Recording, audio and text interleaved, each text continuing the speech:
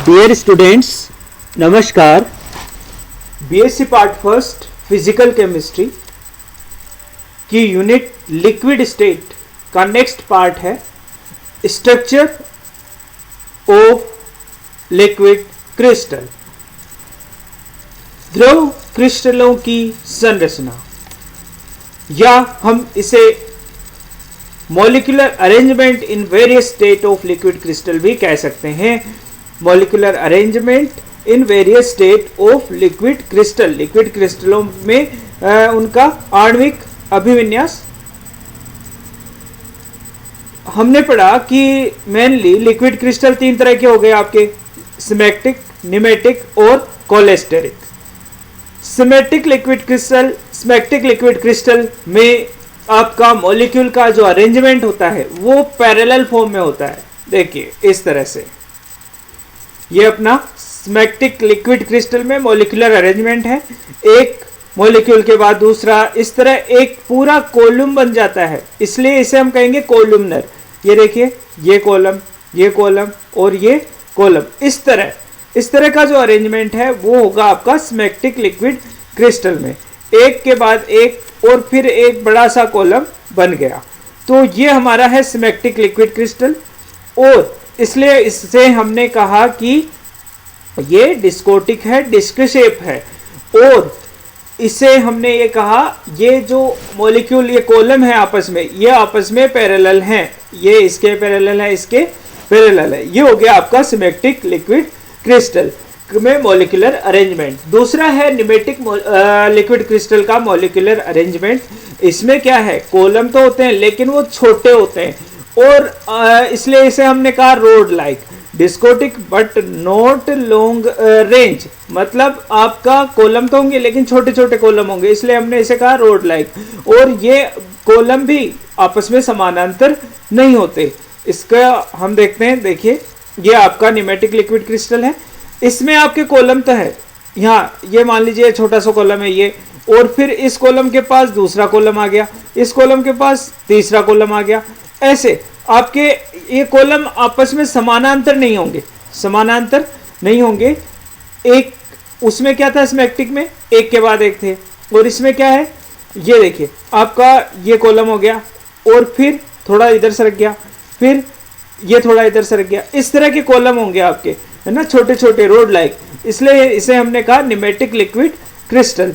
तीसरा है आपका कोलेस्टेरिक लिक्विड क्रिस्टल, इसमें भी कॉलम होते हैं, छोटे छोटे होते हैं, लेकिन इसमें क्या होगा, समानांतर नहीं होंगे, और एक एंगल लेंगे, कोण युक्त होंगे ये रोड या फिर कॉलम, छोटे छोटे कॉलम होंगे कोण युक्त। जैसे ये आपका एक कॉलम हो गया और फिर उसका थोड़ा सा एंगल लिया, घुमा, और ये दूसरा कॉलम हो गया, फिर इस तरह ये कॉलम हो गया, ये कॉलम हो गया, इस तरह, मतलब छोटे छोटे रोड होंगे और वो आपस में घुमे हुए होंगे, एंगल में जमे हुए होंगे आपस में। ये होगी आपकी कोलेस्टेरिक प्रावस्था की संरचना।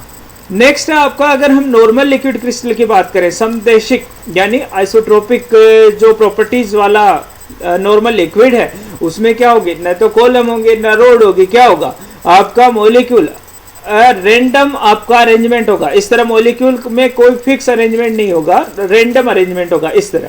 तो ये हो गया आपका नॉर्मल लिक्विड क्रिस्टल। उसके बाद अपन बात करें कि theories of liquid crystal. Liquid crystal की संरचना को समझाने के लिए सबसे पहले जो पॉपुलर थ्योरी है वो है स्वार्म थ्योरी। स्वार्म थ्योरी, या इसे हम समूह या झुंड सिद्धांत भी कहते हैं, इसे ई बोस ने दिया था। ये थ्योरी क्या समझाती है, लिक्विड क्रिस्टलों में टर्बिडिटी क्यों होती है, आविल प्रकृति क्यों होती है उनकी, प्रकाश का विकिरणन क्यों करते हैं, स्कैटरिंग ऑफ लाइट क्यों करते हैं, वो समानांतर बड़े बड़े अणु व्यवस्थित होते हैं। इसमें क्या है, इस स्वार्म थ्योरी के अकॉर्डिंग क्या हुआ, मान लीजिए यह आपका लिक्विड क्रिस्टल है, इसमें क्या होगा, समानांतर बड़े बड़े अणु आपस में व्यवस्थित होंगे, और फिर वो व्यवस्थित होंगे, यानी समूह बना के फिर क्या हुआ, ये समूह डिसॉल्व होंगे और एकल अणु में चेंज होंगे, फिर दूसरा समूह बनाएंगे।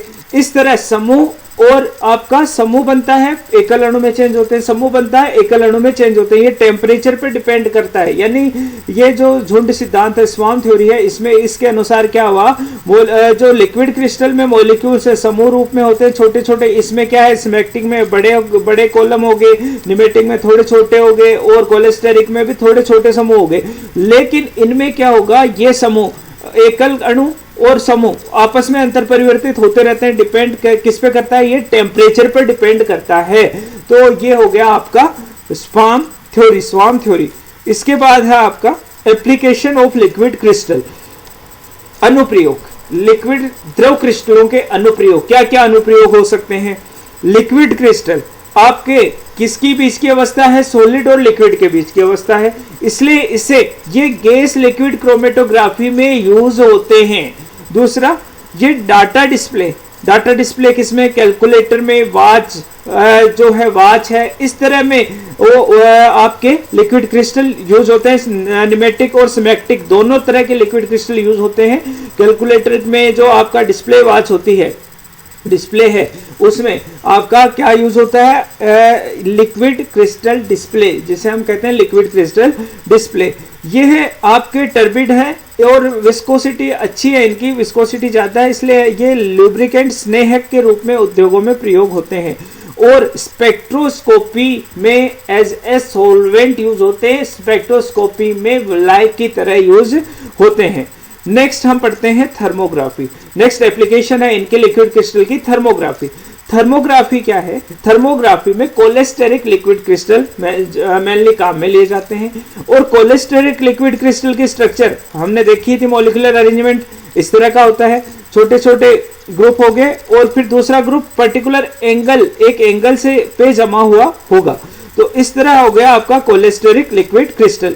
और इन दो ग्रुपों के बीच में क्या रहता है आपका, यहाँ पे ये थोड़ा सा फ्री स्पेस रहता है, और फ्री स्पेस टेम्परेचर बढ़ाने पे ये स्पेस जो है आपका टेम्परेचर बढ़ाने पे बढ़ता है, टेम्परेचर कम करने पे ये फ्री स्पेस आपका कम होता है। इसके बाद अपन बात करते हैं इसके कारण चेंज, ये फ्री स्पेस आपका चेंज होता है अकॉर्डिंग टू टेम्परेचर, और प्रकाश का परावर्तन, रिफ्लेक्शन ऑफ लाइट शो करता है। अब कैसे थर्मोग्राफी का कैसे यूज होता है? मान लीजिए पर्टिकुलर किसी बॉडी में ट्यूमर है, ट्यूमर को की इमेज बनाने के लिए ये आपकी थर्मोग्राफी टेक्निक है जो काम में ली जाती है। कैसे? इंजेक्शन से हमने, बाय इंजेक्शन हमने कोलेस्टेरिक लिक्विड क्रिस्टल ट्यूमर के जगह पे हमने आपको इंजेक्ट करा दिए।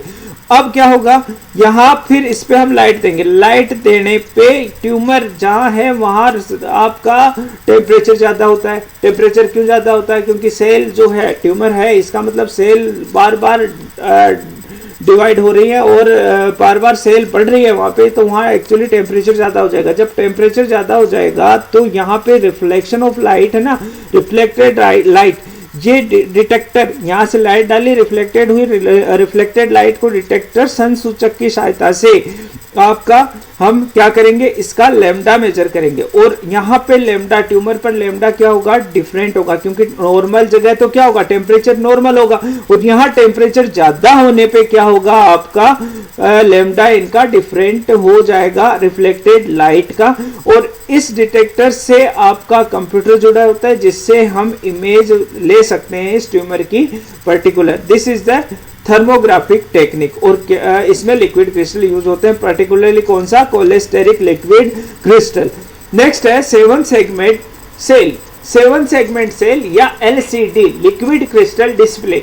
इसका इंपॉर्टेंट एप्लीकेशन है लिक्विड क्रिस्टल का। इसमें क्या है, जैसे डिजिटल घड़ी है, कैलकुलेटर है, पेट्रोल डीजल मीटर जो है उनका डिस्प्ले है, उसमें क्या होता है पर्टिकुलर, वहां पे लिक्विड क्रिस्टल होते हैं। क्या, जैसे आपका जो डिस्प्ले है, कोई अंक है 0 से 9 शो करता है आपका, इस तरह आपका डिस्प्ले होते हैं। ये 7 सेगमेंट होंगे, A B C, 1 2 3 4 5 6 7 सेगमेंट हो गए आपके।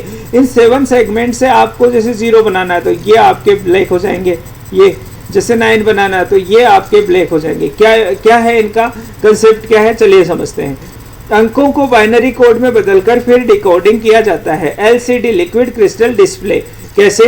देखिए, लिक्विड क्रिस्टल डिस्प्ले में आपका जो लाइट है, actually A thin layer of liquid crystal होता है। थिन लेयर, बहुत ही थिन लेयर होता है, बहुत ही थिन लेयर यूज करके, और इस थिन लेयर, लिक्विड क्रिस्टल की थिन लेयर को हम प्लेस्ड करते हैं between two sheet of glass, दो ग्लास की शीट के बीच में, one of which is coated on one side with a thin layer of an electrically conductive material such as tin oxide.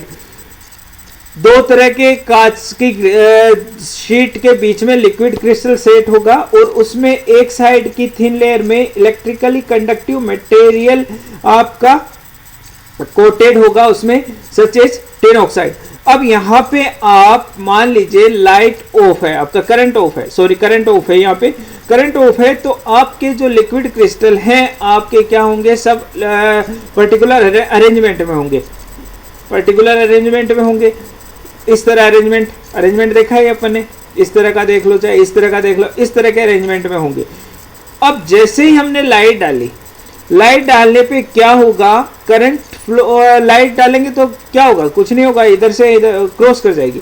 लेकिन करंट ऑन करने पे लाइट क्या होगा, लिक्विड क्रिस्टल मॉलिक्यूल्स क्या हैं आपके, पोलर हैं। पोलर होने से करंट ऑन करने पर ये इनका जो अरेंजमेंट है वो डिस्टर्ब हो जाएगा। डिस्टर्ब हो जाएगा तो क्या होगा, जैसे ही लाइट डालेंगे लाइट का क्या करेंगे, रिफ्लेक्शन, प्रकीर्णन, और इससे आपका क्या होगा, आपका जो है लाइट क्या हो जाएगी, उस जगह से ब्लैक हो जाएगी, या आप कह सकते हैं वो पर्टिकुलर ब्लैक हो जाएगा। जैसे 9 शो करना है तो ये 9 ब्लैक हो जाएगा, ऐसे, इस तरह। ये एप्लीकेशन है लिक्विड क्रिस्टल्स की।